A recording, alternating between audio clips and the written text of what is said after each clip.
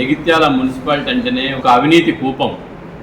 నిజంగా ఇది జగిత్యాల పట్టణ ప్రజలకు నెత్తి మీద ఒక చెత్త కుప్ప పెట్టుకున్నంత ఇబ్బందికరమైన పరిస్థితులు నెలకొన్నాయి. ఈ గ్రేడ్ 1 మున్సిపాలిటీలో విద్యాధికారులు పట్టభద్రురాలు కౌన్సిలర్గా కొనసాగుతున్నారు. అనేక సమస్యలపై ఒక ప్రతిపక్ష పాత్ర పోషిస్తుంది. ఆమె పేరే హనుమన్ల జయశ్రీ.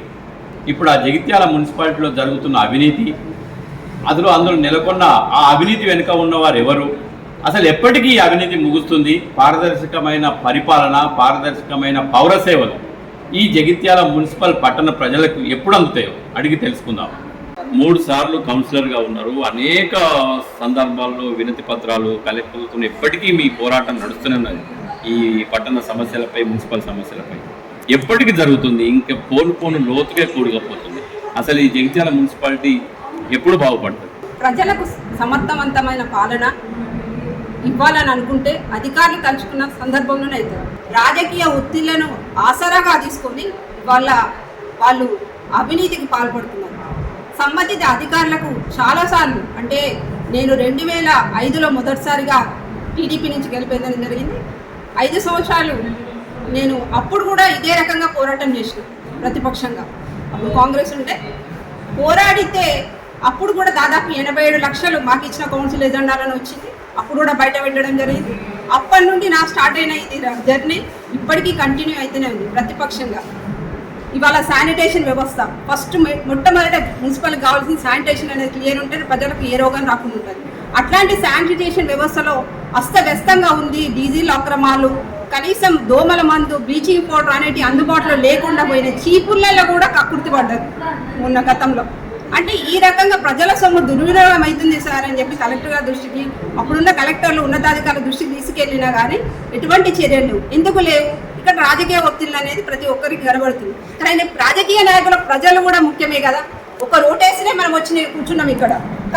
ప్రజలకు నష్టం జరుగుతుంది అన్నప్పుడు ప్రతి ఒక్క రాజకీయ నాయకుడు దీనిలో ఇది జరుగుతున్నది ఎంతవరకు వాస్తవం ఉన్నది అది కాక స్వేచ్ఛని ఇచ్చి మీ పని మీరు చేయండి, మా పని మేము చేస్తామన్న నాడే ఇవాళ జగిత్యాల మున్సిపాలిటీ అనేది బాగుపడుతుంది. అప్పటి వరకు బాగుపడదు. ఈ నియోజకవర్గం MLA, Jagtial MLA doctor Sanjay Kumar గతంలో ఒక వ్యాఖ్య చేశారు. ఈ జగిత్యాల మున్సిపాలిటీకి క్యాన్సర్ లాంటి అవినీతి పట్టుకుంది, దీన్ని ఎప్పటికీ బాగు చేయాలేమన్నారు. దీన్ని ఎట్లా చూస్తారు మేడం మీరు? క్యాన్సర్ అనే రోగం ఎప్పుడు వస్తుంది? క్యాన్సర్ అనే రోగం మనము దాన్ని ఎప్పుడైతే నిర్లక్ష్యం చేస్తామో అది విజృంభిస్తుంది.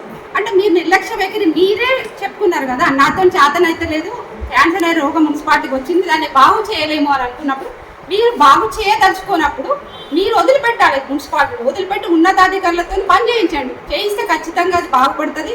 13 పట్టణం మార్చిన ఘనత జగిత్యాల మున్సిపాలిటీలో ఉంది. ఇది అవినీతిని నిరోధించడానికి మార్చారా, లేకపోతే చెప్పినట్టు వింటలేరనే కమిషనర్ల మార్పు జరిగిందా? ఎట్లా జరిగింది? ఇంతమంది కమిషనర్లను 5 సంవత్సరాల్లో 14 మంది కమిషనర్లు మార్చారు. దీన్ని ఎట్లా చూస్తారు మీరు? ఇప్పుడైతే వాళ్ళు అనుకున్న రాజకీయ ఒత్తిళ్లతోనే జరిగింది. ఇది ఖచ్చితంగా 100% కరెక్ట్. ఎందుకంటే వాళ్ళకి కావాల్సిన పనిని సంతకాలు చేయమంటే వీళ్ళు ఏం చేసిందంటే, మాతో కాదు మేము ఇక్కడ చేయలేము, ఈ పని మేము తప్పు పని, రేపు ఇవాళ మేము సంతకం చేసి పెడితే రేపు ఉద్యోగాలు పోతాయి అనే ఒక కాన్సెప్ట్ మీద వాళ్ళు ఇమీడియట్గా మేము చేయలేమని చెప్పి మాకు లెటర్ ఇచ్చి చక్కగా వెళ్ళిపోయిన పరిస్థితి. అంటే ఇది ఇక్కడే అర్థమవుతుంది ఎవరిది అని. రాజకీయ ఒత్తిళ్ళు ఎప్పుడైతే ఉద్యోగుల మీద తగ్గుతాయో అప్పుడే ఖచ్చితమైన పరిపాలన అనేది సాగుతుంది. మీరు ఇప్పుడు ఏ పార్టీ కౌన్సిలర్గా కొనసాగుతున్నారు? నేను ఇవాళ అంటే వాస్తవంగా ఇండిపెండెంట్గా గెలిచినా కానీ దాదాపు ఒక ఎంపీ ఎలక్షన్స్లో నేను గౌరవ ఎమ్మెల్సీ జీవన్ రెడ్డి గారి ఆధ్వర్యంలో నేను కాంగ్రెస్ పార్టీలో చేరడం జరిగింది. ఇంత అవినీతిలో కూరుకుపోయిన మున్సిపాలిటీలో రానున్న స్థానిక సంస్థల ఎన్నికల్లో కాంగ్రెస్ పార్టీకి ఓటేస్తారని మీరు అనుకుంటున్నారా? ఇక్కడ ఒకటి కాంగ్రెస్ పార్టీయా అనేది చూడాలి. వాస్తవంగా కాంగ్రెస్ కౌన్సిలర్ ఎలక్షన్స్ అంటే అభ్యర్థిని బట్టి ఉంటుంది. అభ్యర్థి అనేవాడు ఖచ్చితమైన కరెక్ట్ క్యాండిడేట్ సెలెక్ట్ చేస్తుంటే కాంగ్రెస్ పార్టీ ఖచ్చితంగా కైవసం చేసుకుంటారు. అర్ధరాత్రి పోయి ఇందిరమ్మ ఇళ్ళన్ని కూలగొట్టిన మున్సిపల్ అధికారులు దీని వెనుక ఎవరున్నారు అనుకుంటున్నారు? దీని వెనకాల గౌరవ ఎమ్మెల్యే గారు ఉన్నారా అందరికీ తెలుసు. మా ఒక్కరికే కాదు, జగిత్యాల పట్టణ ప్రజలందరికీ తెలుసు. మేము గతంలో చాలాసార్లు దరఖాస్తు చేసినాం. ఇప్పుడు మీరు ఇచ్చిండ్రు కదా 2000 ఇండ్లు కోల్పోయిన జీవన్ రెడ్డి గారు అప్లికేషన్ ఇచ్చారు కదా, ఆ 2000 ఇండ్లను కూడా ఎవరైతే లబ్ధిదారులు ఉన్నారో కరెక్ట్ ఐడెంటిఫై చేయలేని పరిస్థితిలో ఇవాళ హౌసింగ్ బోర్డ్ కార్పొరేషన్ ఉంది. ఎందుకంటే అక్కడ ఇండ్లు స్థలాలు ఉన్న వాళ్ళని కూడా ఐడెంటిఫై చేసారు. నా దృష్టికి వచ్చింది.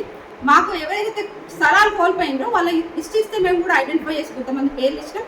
వాళ్ళకి ఇప్పటివరకు ఇంకా అలాట్మెంట్ జరగలేదు. అంటే ఇప్పుడు సి బ్లాక్ ఈ బ్లాక్ అనేది ఒక సందర్భంలో ఎమ్మెల్యే గారు ఏమంటున్నారు, వాళ్ళకి ఇచ్చిన 2 నెలలనే పట్టా రద్దయింది అంటున్నారు. వాస్తవమే సార్, పట్టా రద్దయింది వాస్తవమే. ఇవాళ వాళ్ళు ఉపాధి కోల్పోయి ఒకరు పని లేక ఇల్లు కట్టుకోలేని పరిస్థితులు ఉన్న వాళ్ళకి అప్పుడు ఇల్లు ఇచ్చారు. ఒకవేళ మీ దృష్టిలో ఎవరికైనా స్థలాలుండి ఇల్లు ఉండి అక్కడ స్థలాన్ని కేటాయించినట్టయితే అట్లాంటి వాళ్ళని మీరు రిమూవ్ చేయండి, మేము వద్దనట్లేదు.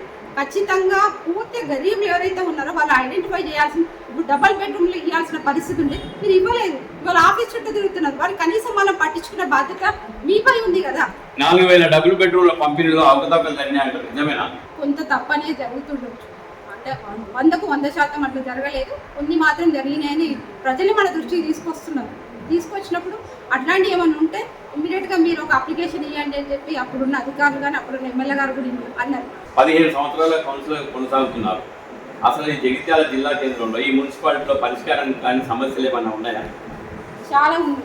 జగిత్యాల మున్సిపాలిటీ దాదాపు ఇప్పటికీ 400-500 కోట్లు ఖర్చు పెట్టినామంటున్నారు. మెయిన్గా చూసుకుంటే యాబర్ రోడ్ అనేది దశాబ్దాల కళ. మరి ఎమ్మెల్యే గారు అప్పుడు గెలిచినప్పుడు కూడా నేను చేస్తాను, కానీ గవర్నమెంట్స్ ల్యాండ్స్ ఏవైతే ఉన్నాయో దాన్ని పక్కకు జరిపి ఇవాళ పబ్లిక్ ఎటువంటి ఈ కాంపెన్సేషన్ లేకుండా పెండింగ్ పెడుతున్నారు. ఇప్పటికైనా తలుచుకొని 70 కోట్లు ఏమో ఖర్చు వస్తుందంట. దానికి ఆ 70 కోట్లు తీసుకొస్తే గవర్నమెంట్ కూడా ఒప్పుకుంటారు. ప్రజలు నష్టాన్ని పోతున్నారు అన్నప్పుడు ప్రజలు కూడా, ప్రభుత్వం కూడా మనకు అనుకూలంగా ఉంటుంది కదా. ఇప్పటికైనా ఎమ్మెల్యే గారు ఎమ్మెల్సీ గారు కూడా దీన్ని పోరాటం చేస్తున్నారు.